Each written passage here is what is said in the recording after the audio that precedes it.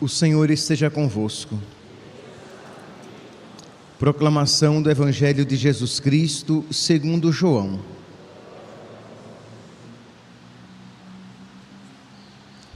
Naquele tempo, muitos dos discípulos de Jesus que o escutaram disseram: esta palavra é dura, quem consegue escutá-la? Sabendo que seus discípulos estavam murmurando por causa disso, Jesus perguntou: isso vos escandaliza? E quando virdes o Filho do Homem subindo para onde estava antes? O Espírito é que dá a vida, a carne não adianta nada. As palavras que vos falei são Espírito e vida, mas entre vós há alguns que não creem. Jesus sabia desde o início quem eram os que não tinham fé e quem havia de entregá-lo. E acrescentou: é por isso que eu vos disse, ninguém pode vir a mim, a não ser que lhe seja concedido pelo Pai. A partir daquele momento, muitos discípulos voltaram atrás e não andavam mais com ele. Então Jesus disse aos 12: vós também vos quereis ir embora? Simão Pedro respondeu: a quem iremos, Senhor? Só tu tens palavras de vida eterna. Nós cremos firmemente e reconhecemos que tu és o Santo de Deus. Palavra da salvação.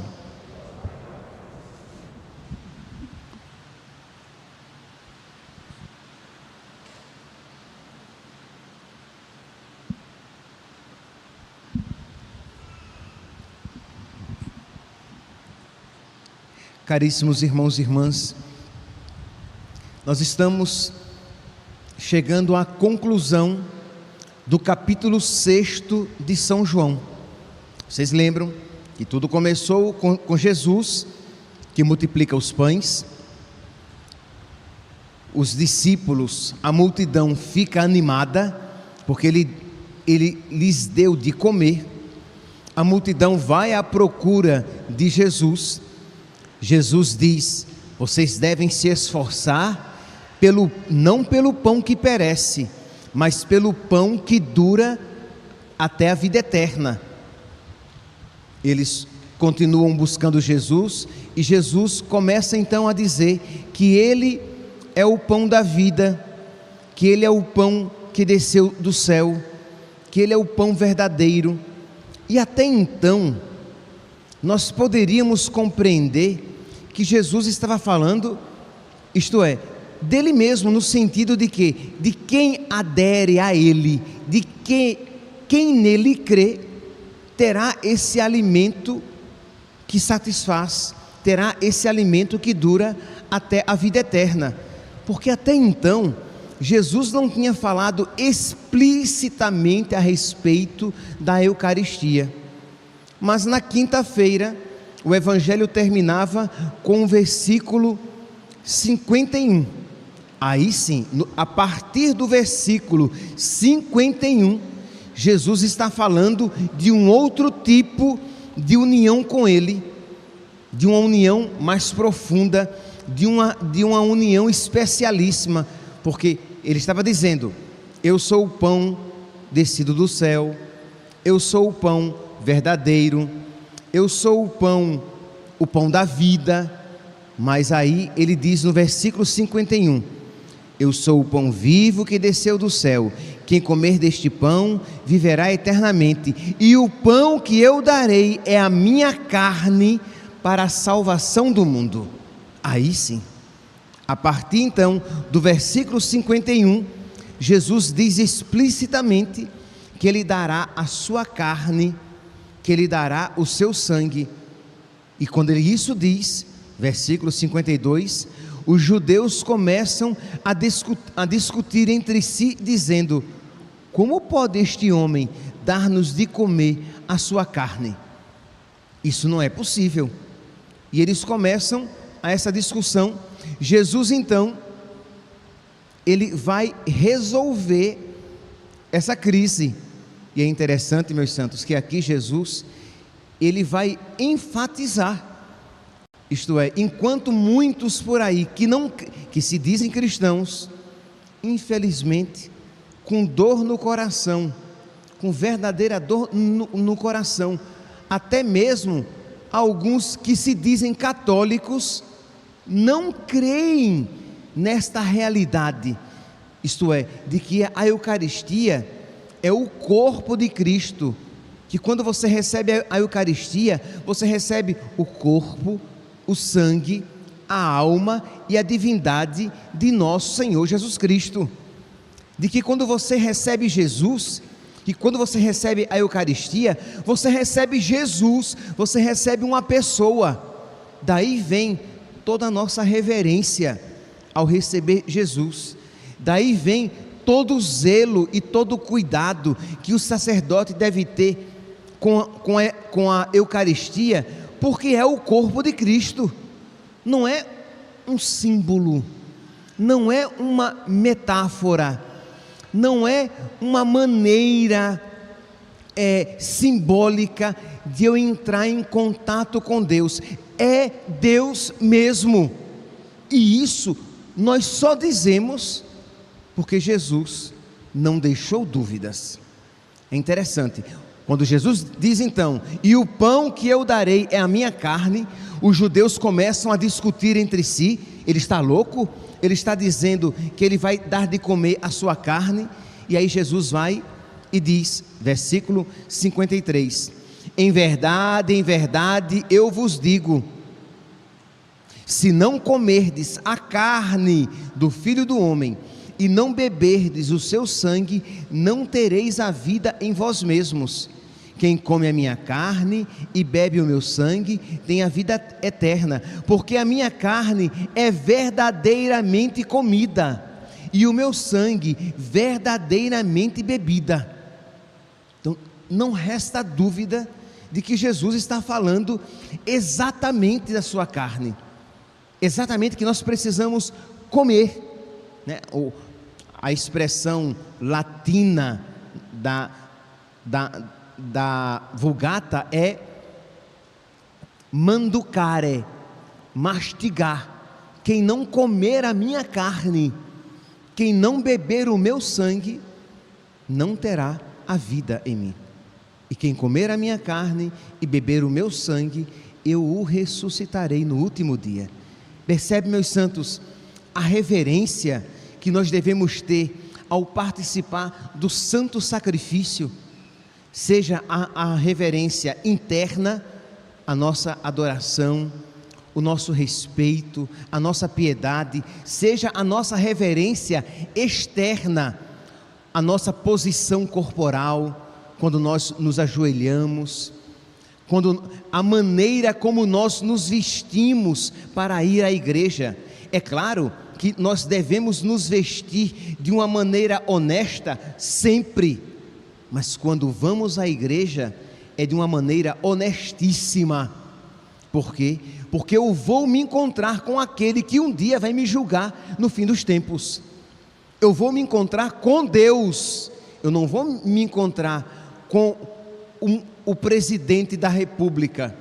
Eu não vou me encontrar com os 10 homens mais poderosos do mundo, que se isso fosse acontecer, nós já iríamos, dentro das nossas possibilidades, nós iríamos nos preparar, nos vestir de uma maneira adequada, mas eu vou me encontrar com Deus.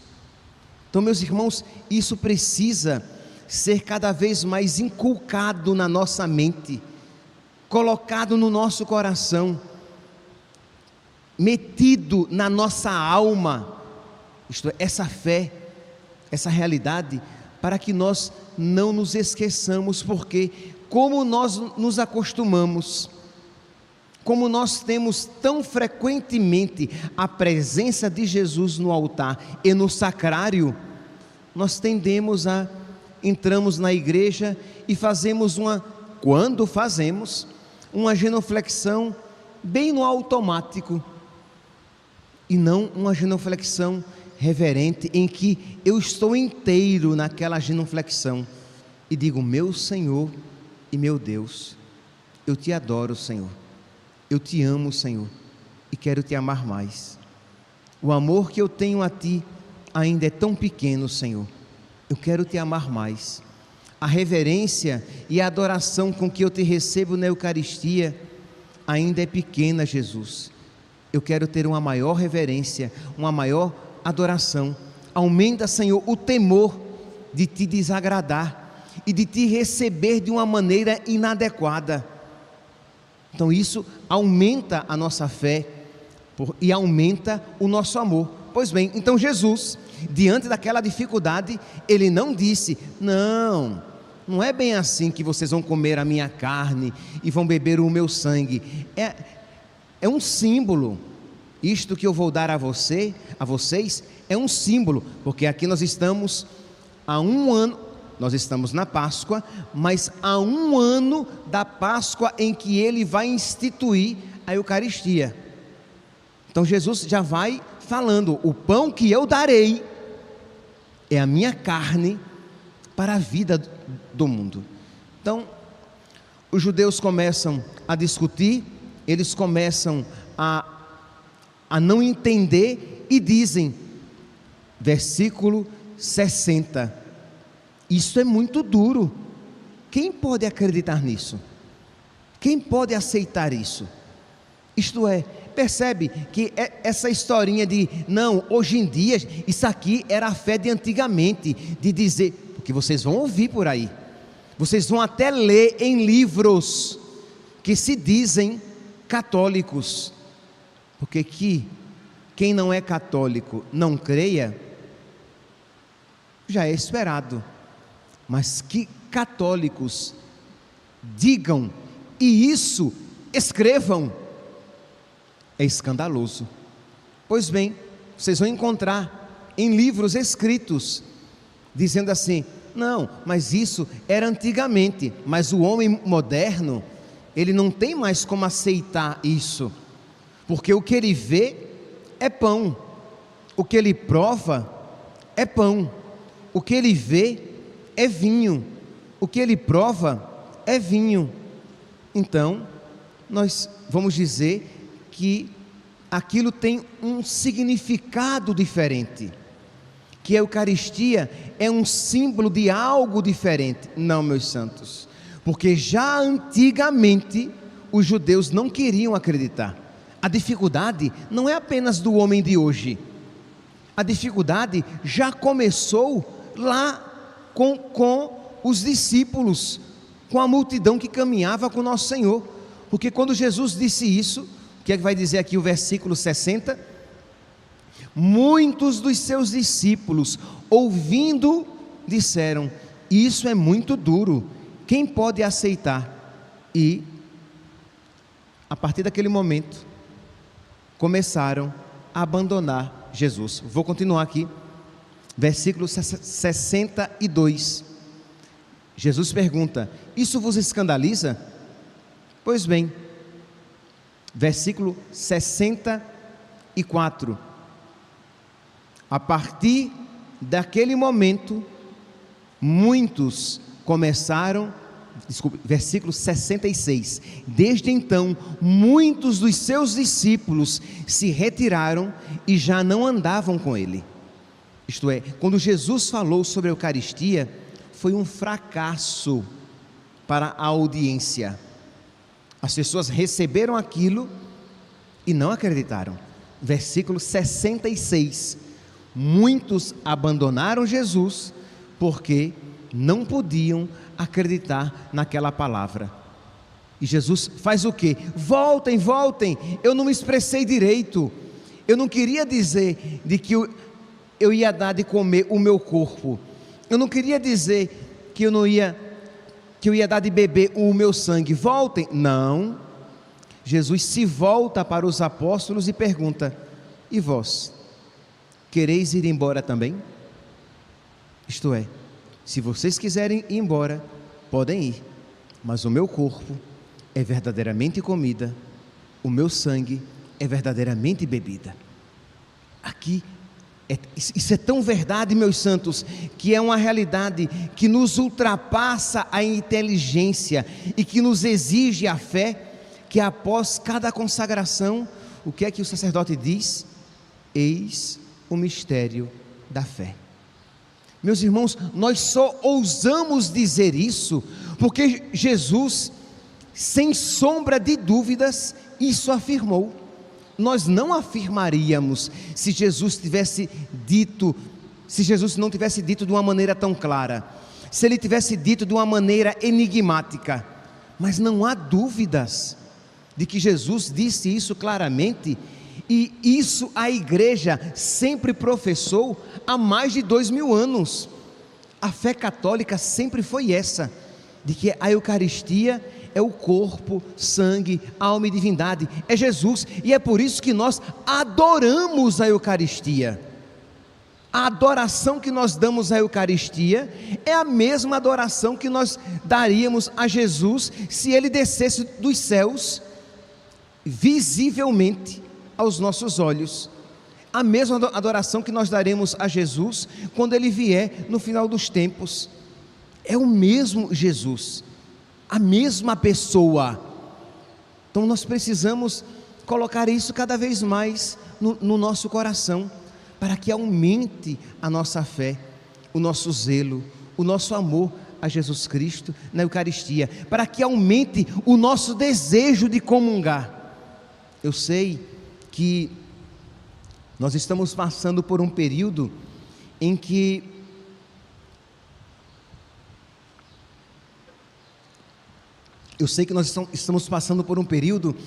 muitas pessoas em vários lugares do Brasil e do mundo estão sofrendo por não terem a Eucaristia. Então é uma ocasião também para aqueles que vão comungar rezarem por aqueles que não comungam, pedindo a Deus que aumente o seu desejo, que aumente o desejo dessas pessoas de comungar. Aí vocês vão dizer: mas padre, mas se eu rezar assim, de alguma maneira vai aumentar o sofrimento delas. Mas é um sofrimento que santifica. Que Deus livre essas pessoas que estão sem comungar, que elas se cansem de esperar, que elas se cansem de desejar e esqueçam a Eucaristia.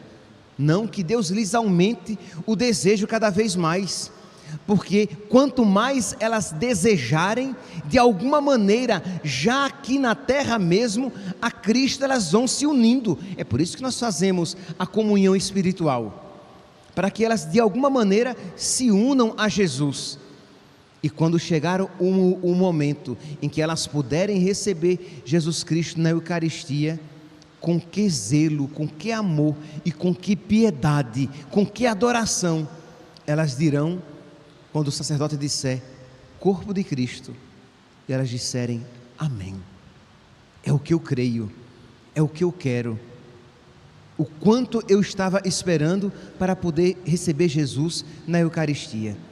Rezar por aquelas comunidades que não têm sacerdotes,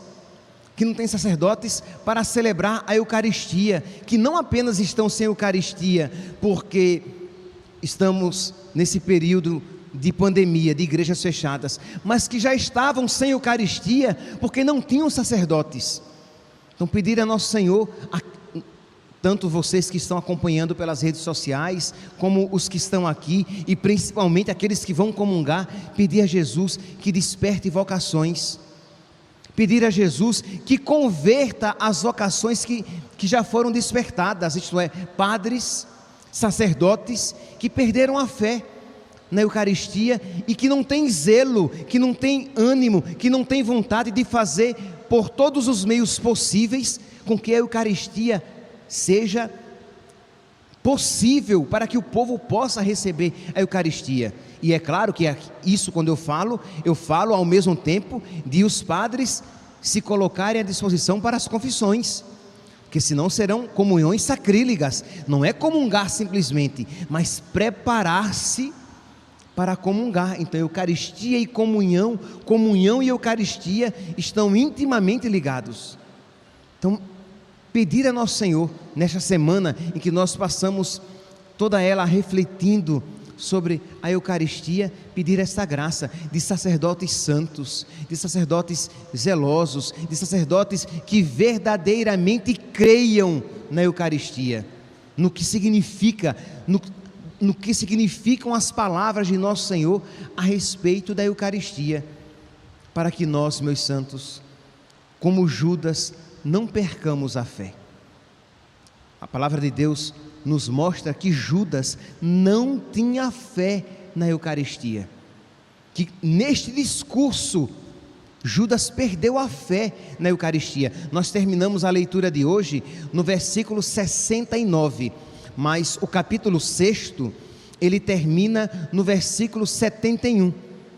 Então, diz que Jesus, vamos aqui voltar, Jesus se volta para os apóstolos e pergunta: e vocês querem ir embora? E Pedro diz aquela frase magnífica: Senhor, a quem iremos? Só tu tens palavras de vida eterna.